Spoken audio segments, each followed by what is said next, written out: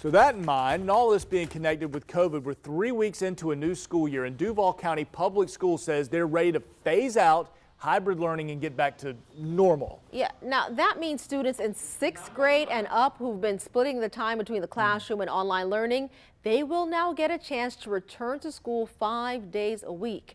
Renata DiGregorio this morning is going to break down when these changes will go into effect. The day is here. This might be the last day your child stays home to learn virtually, instead of heading to school every day of the week. 6th graders will be the first back in the building every day, starting Monday.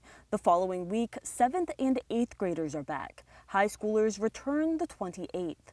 Okay, Kelsey, it's your turn. Virtual learning still exists. It was the only option for elementary students besides being in the classroom. Elementary kids did not have the choice of this hybrid model. This was always the plan to phase out the hybrid model, but the district was considering extending the deadline. However, they needed the green light from the state to do that. It's unclear if the deadline was not extended because of the state. Students will head back as the district sees a slight rise in COVID cases. More than 30 people in the school district, students and staff, have tested positive. Most of the schools with positive cases are elementary schools. Close to 90,000 students returned to brick and mortar schools at the beginning of the year. now middle and high schools will have more.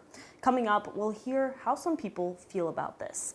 I'm Renata DiGregorio, First Coast News, on your side.